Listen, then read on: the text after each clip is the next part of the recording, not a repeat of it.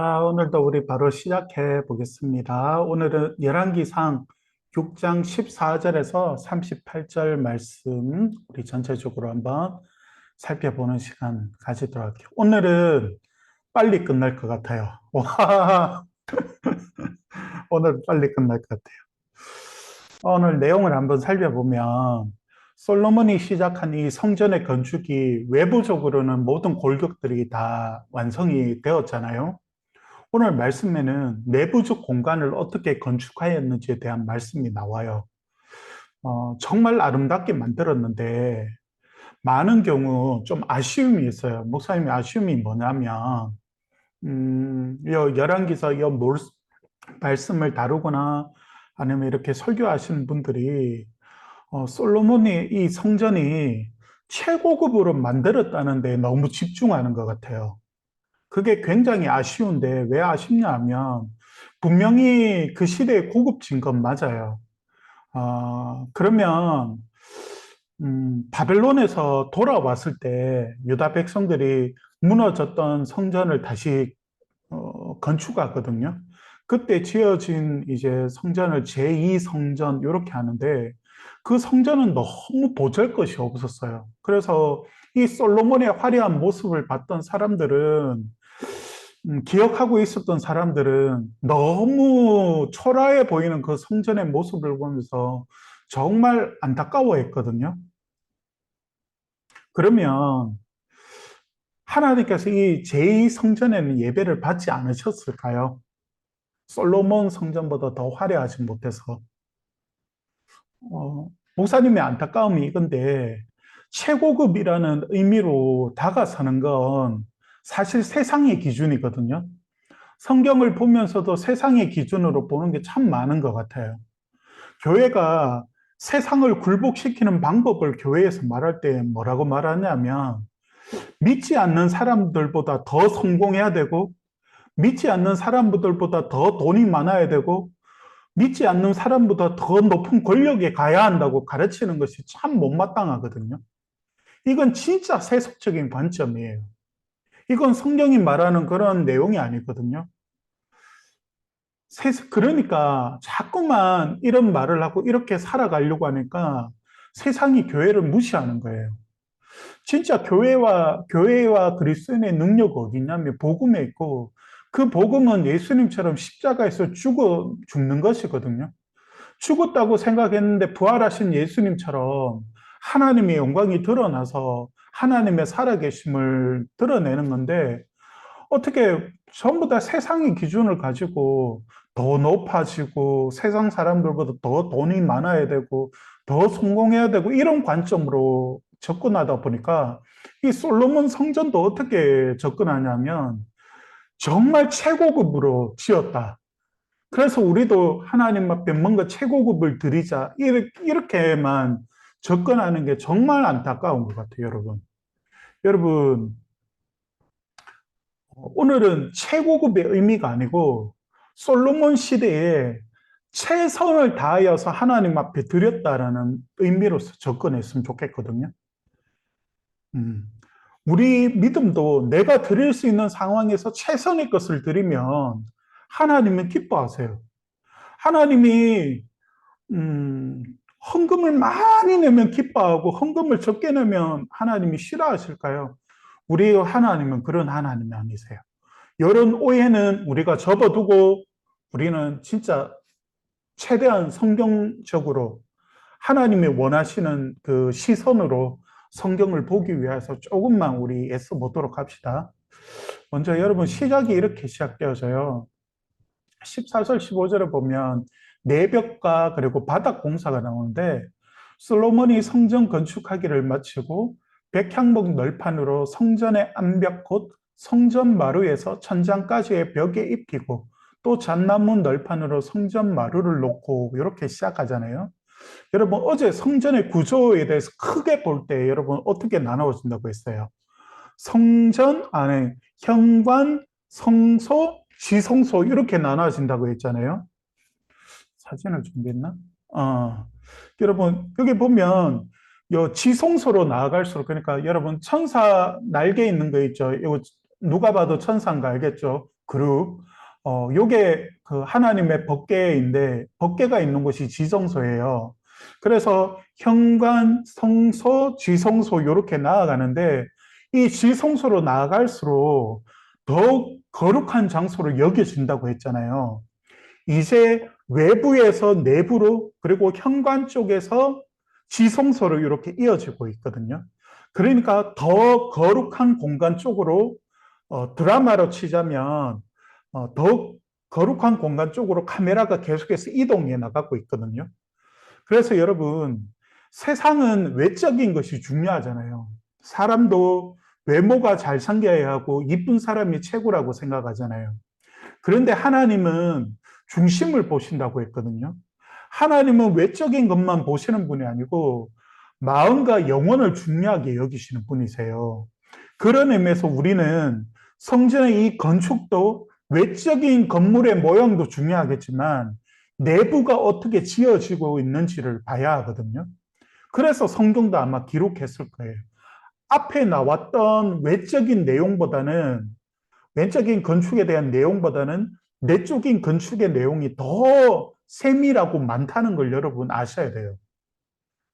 그러니까 우리가 읽는 것은 너무 어렵잖아요. 여러분, 오늘 성경 한번 읽어보고 내일 큐티 하시는 분들은 내일 한번 읽어봐요. 진짜 그 내용이 정말 많거든요. 근데 열왕기서 저자가 외적인 보다 더 자세하게 세밀하게 기록하고 있다는 것은 내부적으로 만드는 일이 조금 더 우리의 시선이 가야 되고, 그리고 솔로몬과 이스라엘이 이 성전을, 하나님의 성전을 만들 때 내부적인 일에 더욱더 최선을 다했다는 것을 보여주는 거거든요. 그런데 안쪽에는 성소도 있고 지성소도 있어요. 지금 그 제사장이 서 있는 곳 있죠. 요것은 성소예요, 성소. 오늘 우리 성경에는 내소라고 나오는데 이게 성소예요. 성소에는 뭐가 있냐면 등잔 촛대가 있고, 그리고 요게 분향단이 있고, 그리고 떡상이 있어요. 요게 요 세 가지가 있죠. 그리고 그 지성소로 들어가면 이제 하나님의 법궤가 있거든요.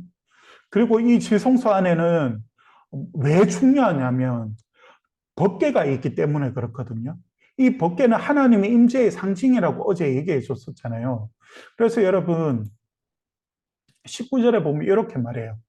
여호와의 언약궤를 두기 위하여 성전 안에 내소를 마련하였는데, 이렇게 말하잖아요.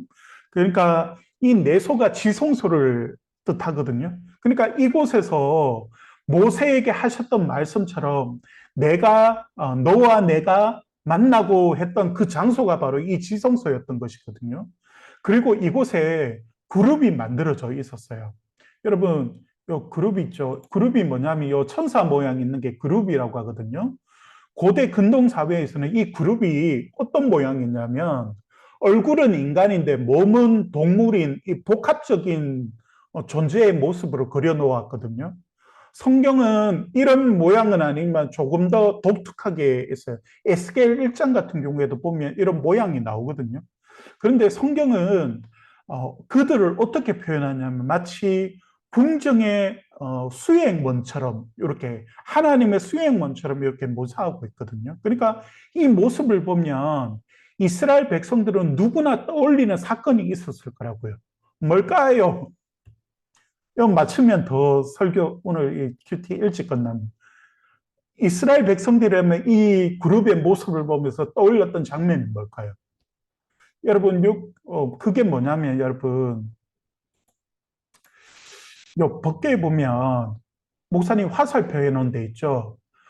요게 그룹들 요 중심 사이에 요것을 시온서 또는 시온자 이렇게 표현을 하거든요.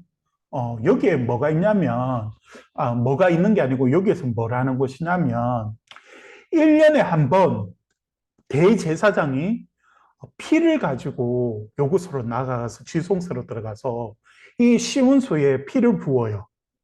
그러면 하나님이 이스라엘의 죄를 사해 주셨다는 그 응답으로서 이 지성소 안을 하나님의 영광으로 가득 채워주세요. 그러면 하나님께서 그 죄를 용서하셨다는 의미거든요. 근데 여러분, 이 그룹들을 궁정 서형연처럼 이렇게 묘사하고 있는 이 그룹들을 이 지성소에 이렇게 표시해 놓은 이유가 뭘까요? 이건 이스라엘 백성들이라면 한 가지 떠올리는 사건이 있는데 그게 뭐냐면 에덴 동산이에요. 지성소는 하나님이 이곳에서 에덴의 회복을 보여주시는 장소예요. 두 천사 사이에 시온소에 피를 붓는다고 했잖아요. 하나님의 임재가 임할 때 세상에서 볼 수 없는 그 하나님의 영광이 드러나게 되거든요. 그러면 죄를 사해 주셨다는 반증이라고 했잖아요. 아담 이후로 죄를 지은 인간은 어떻게 해서든지 하나님 앞에 용서를 받을 수 없었지만 이 피의 제사를 통하여서 하나님의 용서를 받고 그리고 이 거룩한 지성소를 통하여서 하나님을 만나야만 했거든요. 그것도 구약 백성들은 간접적으로 만났단 말이죠. 이곳이 바로 에덴의 회복을 맛보는 곳이었어요. 이스라엘 백성들에게는. 이 얘기는 조금 이따 합시다. 그래서 하나님은 에덴에서 아담과 하와를 추방하시고 에덴 동산 입구를 뭘로 막으셨냐면 천사를 통하여서 지키시거든요. 그래서 이 지성소의 두 그룹의 역할은 그것을 떠올리게 만드는 거예요. 그래서 그 누구도 쉽게 드나들 수 없는 곳으로 거룩한 하나님과 구별되어 있는 세상과 구별되어 있는 하나님의 거룩한 장소로서 보여주는 것이 바로 이 지성소였던 거죠. 그런데 먼 훗날 예수 그리스도께서 이 땅에 오시죠. 그리고 십자가에서 흘리신 피로 영원한 속죄의 그 피를 흘려주시고 우리를 구원해 주셨어요. 그래서 우리는 이런 제사 없이도 천사의 막힘 없이 하나님을 언제든지 찾을 수 있고 만날 수 있게 되었어요. 이것이 구원받은 자들의 은혜거든요. 그래서 우리는 솔로몬과 이스라엘이 성전 내부도 아름답게 만들었던 것처럼 우리 또한 공동체가, 우리가 속한 공동체가 더 성경적으로 아름다워질 수 있도록 우리는 서로 하나님 앞에서 노력해야 돼요. 우리 성도의 마음도 마찬가지. 우리의 마음이 하나님의 성전이라고 했잖아요. 우리의 마음도 동일한 늘 하나님 앞에서 새롭게 우리의 마음이 되어야 돼요. 오늘 하루도 우리가 얼마나 많은 죄를 짓고 추악한 마음들을 우리가 품었습니까? 그래서 말씀이란 거울로 나의 중심을 비추고 그 더러운 것들을 하나님 앞에 회개하며 씻어내는 것이거든요. 이게 회개잖아요. 여러분, 이